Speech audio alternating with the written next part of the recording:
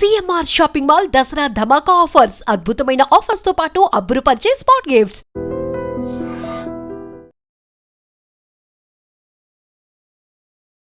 Hi hello namaste welcome back to I dream media. So ప్రతి ఒక్కరు కూడా మ్యూచువల్ ఫండ్స్లో ఇన్వెస్ట్ చేయాలి, mutual funds are subject to market risk, ఈ విషయాలన్నీ కూడా ఎక్కువ వింటూనే ఉన్నాం. దీని మీద ఇంటర్నేషనల్గా నేషనల్గా మన స్టేట్ వైజ్ కూడా చాలా చాలా ప్రమోషన్స్ అనేవి చూస్తూ ఉన్నాం.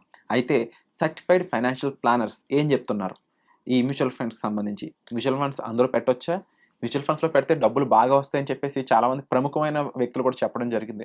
మరి మ్యూచువల్ ఫండ్స్లో ఇన్వెస్ట్ చేయడం అనేది ఎంతవరకు జాగ్రత్తలు తీసుకోవాలి, అసలు మ్యూచువల్ ఫండ్స్లో మనం అవాయిడ్ చేయాల్సిన మిస్టేక్స్ ఏమున్నాయి, ఇవన్నీ కూడా ఈరోజు ఎపిసోడ్లో తెలుసుకుందాం. నమస్కారం సార్. నమస్తే అండి. మ్యూచువల్ ఫండ్స్ అన్నప్పుడు ప్రతి ఒక్కరు కూడా ఇన్వెస్ట్ చేయడానికి చూస్తూ ఉన్నారు. లాంగ్ టైంలో ఎస్ఐపి అనే పద్ధతి ద్వారా కోట్లు సంపాదించవచ్చు, ఇది పాసిబుల్. కేవలం 12% అనేది బేస్గా తీసుకున్నా కూడా ఆ పాసిబిలిటీ ఉంది అని చెప్తా ఉన్నారు చాలామంది. But as a certified financial plan కూడా మీరు చెప్పండి, మ్యూచువల్ ఫండ్స్ అనేవి ఎంతవరకు సేఫ్, దీన్ని ఎవరెవరు చేయాలి, ఇది చేసే క్రమంలో ఎక్కువ మంది చేస్తున్న మిస్టేక్స్ ఏంటి? థ్యాంక్స్ అండి. యాక్చువల్గా 10 years పట్టింది ఈ పాయింట్ అర్థం చేసుకోవడానికి. 10 years బ్యాక్ మ్యూచువల్ ఫండ్స్ అంటే ఎవరికి తెలియదు, లేకపోతే అంత నెగిటివ్గా ఉన్నది. ఇవాళ 10 yearsలో ఇండియాలో చూసుకుంటే మ్యూచువల్ ఫండ్స్కి వచ్చిన ఓవర్విల్లింగ్ సక్సెస్ఫుల్ కానీ, తర్వాత ట్రస్ట్ కానీ, ఇదంతా కూడా చాలా బాగుంది. స్టిల్ ఇట్ ఈస్ కంటిన్యూయింగ్ బాగుంది.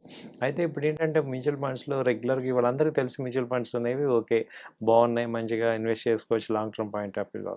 అయితే మనము మ్యాక్సిమం బెనిఫిట్ తీసుకోవాలంటే మిస్టేక్స్ ఏమున్నాయి అని చూసి, అట్ ద సేమ్ టైమ్ చాలామంది మ్యూచువల్ ఫండ్స్ గురించి రాంగ్ థింకింగ్ ఏంటనేది వాళ్ళు చూస్తే, మ్యూచువల్ ఫండ్ అనేది ఫస్ట్ చూడాల్సింది ఏంటంటే అది షార్ట్ టర్మ్ ప్రోడక్ట్ కాదు, అది వెల్త్ క్రియేట్ అయ్యేదే 10 years తర్వాత.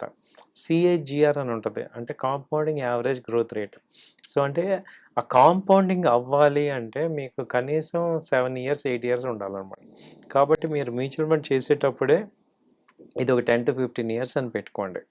సో అలాగే దాన్ని టార్గెట్ మ్యూచువల్ ఫండ్ అంటాం. అంటే ఇప్పుడు నేను పిల్లాడు 10th క్లాస్ అనుకోండి, వాడు 25 years 10 yearsకి వచ్చేటప్పటికి ఇంత రావాలని అలా టార్గెట్ పెట్టుకొని అది కంటిన్యూ అవ్వకుండా చేయండి. బట్ సెకండ్ పాయింట్ ఏంటంటే మధ్యలో ఏదన్నా డిస్టర్బెన్స్ వచ్చింది, నేను విత్డ్రా చేసుకోవాలంటే మీరు కొంత అమౌంట్ తీసుకోండి, బట్ మ్యూచువల్ ఫండ్ అయితే కంటిన్యూ చేయండి. సపోజ్ ఏదైనా అన్ఎక్స్పెక్టెడ్ ఈవెంట్స్ వస్తుంటాయి, అలాంటప్పుడు తీసుకోవచ్చు. తీసుకొని దాన్ని మళ్ళీ ఎస్ఐపి కంటిన్యూ చేయండి. రెండో మేజర్ మిస్టేక్ ఏంటంటే మార్కెట్ ఫాలో అవుతున్నప్పుడు మనకి వాల్యూ తగ్గుతుంది. చాలామంది ఏమవుతుందంటే అక్కడ రిడీమ్ చేసేస్తారు, ఇంకా మార్కెట్ అయిపోతుందేమో, మార్కెట్లు తగ్గిపోతాయేమో అని. అసలు మీరు అదే మేజర్, మొన్న చాలామంది ఇయర్ రిడెంప్షన్స్ బాగా జరిగినాయి. మ్యూచువల్ ఫండ్స్లో చూడాల్సింది ఏంటంటే, నేను 10 years అంటే 10 years ఉండండి. ఇక మధ్యలో ఏం జరుగుతున్నా, మార్కెట్లు ఏమైపోయినాయి ఏంటి అని మీరు పెట్టుకోవద్దు. ఈ పాయింట్ ఏంటంటే చాలా హైలైట్ చేస్తున్న పాయింట్ ఏంటంటే ఇదే పాయింట్. అండ్ మనం ఒక 10 years పెడదామంటే మధ్యలో మార్కెట్ డెఫినెట్గా డౌన్ అవుతాయి, ప్యానిక్ అవుతుంటాయి, అప్ ట్రెండ్ ఉంది, డౌన్ ట్రెండ్ ఉంది, ఏమన్నా వచ్చాయి. ఇప్పుడు మనం ఆ బాధ పడలేకే కదా డైరెక్ట్గా స్టాక్స్లో కొని ఆ అప్ అండ్ డౌన్స్ తట్టుకోలేకే మ్యూచువల్ ఫండ్కి వచ్చాం. సో ఇక్కడ కూడా మీరు మళ్ళీ రోజు చూసుకోవటం, అసలు రోజు చూసుకోవద్దు. మీ యూనిట్స్ ఎంత ఉన్నాయి, ఎంత పెరిగింది, ఎంత తగ్గింది, ఇవి రోజు చూసుకుంటే ఎమోషనల్ అవ్వడం తప్ప ఏం లేదు. So avoid seeing everything.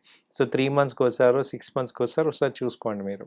అంతే తప్ప డైలీ చాలామంది ఏంటంటే ఇది స్టాక్స్ లాగా డైలీ చూసుకుంటూనే ఇది తగ్గింది సార్, ఇది పెరిగింది సార్ అనుకుంటారు. అదే మేజర్ మిస్టేక్ అనమాట. అసలు ఒకసారి ఫండ్ కట్టారంటే 3 months దాకా చూడొద్దు. ఎవ్రీ 3 months ఒకసారి రివ్యూ చేసుకోండి అంతే. తర్వాత నాలుగో పాయింట్ ఏంటంటే, ఇప్పుడు ట్రెండింగ్లో ఏముంది అనేది దాని మీద కొంచెం ఫోకస్ చేయండి. ఇప్పుడు small and mid cap grow ఉందనుకోండి, ఎక్కువ ఏంటంటే ఇప్పుడు మంచి రిటర్న్స్ ఇవ్వాలి అంటే స్మాల్ అండ్ మిడ్ క్యాప్లో మంచి లాంగ్ టర్మ్ పాయింట్ ఆఫ్ వ్యూలో కొంచెం మంచి రిటర్న్స్ ఛాన్సెస్ ఉంటాయి. కాబట్టి ప్రపోర్షనేట్ చేయండి. అంటే ఇప్పుడు స్మాల్ అండ్ మిడ్ క్యాప్ అనగానే టోటల్ 100% దానిలో పెట్టుకోకూడదు. డైవర్సిఫై చేసుకోవటం అనేది ఇంపార్టెంట్.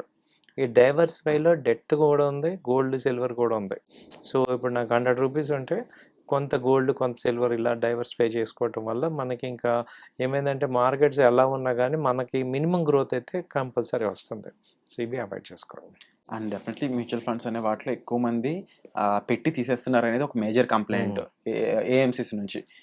దీనివల్ల చాలా నష్టపోతున్నారు వాళ్ళకి ఆ క్లారిటీ లేకపోవడం వల్ల మంచిగా ప్లానింగ్ చేసుకున్నా కూడా మధ్యలో వెనక్కి వెళ్ళిపోతున్నారు.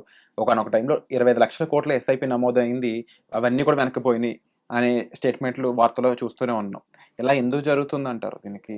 ఫియర్ అండి. ఇప్పుడు డైలీ చూసుకోవటం అనే దాని వల్లే అవుతుంది. అలాగే మ్యూచువల్ ఫండ్ ఇప్పుడు ఇంకోటేంటంటే డైరెక్ట్‌గా మ్యూచువల్ ఫండ్ కొనే వాళ్ళందరూ కూడా ఈ అడ్వైజర్స్ లేకపోవటం వల్ల క్రిటికల్ సిట్యుయేషన్స్‌లో వాళ్ళు పానిక్ అయిపోయి వాళ్ళు ఎగ్జిట్ అయిపోతున్నారు. సో, ఇప్పుడు చాలామంది డైరెక్ట్ అంటున్నారు గానీ అడ్వైజర్ లేకుండా మీ అంతట మీరు కొనడం వల్ల ఏమవుద్దంటే ఆ రిజల్ట్ ఇలాగే ఉంటుంది. సో, కాబట్టి మీరు కొంతైనా మీరు ఒక అడ్వైజర్‌ని పెట్టుకొని ఈవెన్ డైరెక్ట్ చేసినా గానీ సమ్ కన్సల్టెన్సీ ఇచ్చి అడ్వైజర్‌తో ఉంటే అక్కడ ఏంటి అనేది విషయం ఏంటి? దాని మీద ఎలా ఎళ్ళాలి అనేది మీకు అర్థమవుతుందనమాట.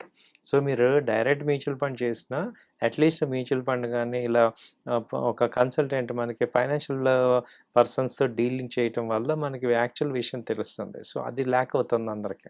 Wonderful sir. సో విన్నారు కదండి, మ్యూచువల్ ఫండ్స్ ఇది సబ్జెక్టెడ్ టు మార్కెట్ రిస్క్ అనే మాట ఎంత వాస్తవమో, అదే విధంగా మ్యూచువల్ ఫండ్స్ అనేవి లాంగ్ టర్మ్ అనేది కూడా అంతే వాస్తవం. అలా లాంగ్ టర్మ్ మెయింటైన్ చేసినట్లయితే నిజంగానే చాలా మంచి కార్పస్ అనేది మీరు బిల్డ్ చేసుకోవచ్చు. అంటే ఒక మంచి అమౌంట్ అనేది మీరు బిల్డ్ చేసుకోవచ్చు. అది డిపెండ్స్ ఆన్ మీరు చేసే ఎస్ఐపిని బట్టి అది కోట్లో ఉండొచ్చు, ఇంకోలా ఉండొచ్చు. ఆ క్యాలిక్యులేషన్కి సంబంధించి అయితే మాత్రం తప్పకుండా మీరు ఒక సర్టిఫైడ్ ఫైనాన్షియల్ ప్లానర్ అయిన రామచంద్రమూర్తి గారిని కన్సల్ట్ చేయండి. డిస్ప్లే అవుతున్న నెంబర్స్ కాల్ చేసి. మరీ ముఖ్యంగా చెప్తున్నాము, ఇన్వెస్ట్మెంట్స్ అనేవి మన సేఫ్టీ కోసం, మన ఫ్యూచర్ కోసం. అది తప్పకుండా చేయడం అనేది ఒక అలవాటుగా చేసుకోండి. దీనిపై అవగాహన కోసం అయితే మాత్రం ఎవరెవరినో కాకుండా ఒక ప్రాపర్ సర్టిఫైడ్ ఫైనాన్షియల్ ప్లానర్ని కలవచ్చు. దానికోసం రామచంద్రమూర్తి గారు పర్సనల్ అపాయింట్మెంట్స్ అనేవి కూడా ఇవ్వడం చేస్తున్నారు.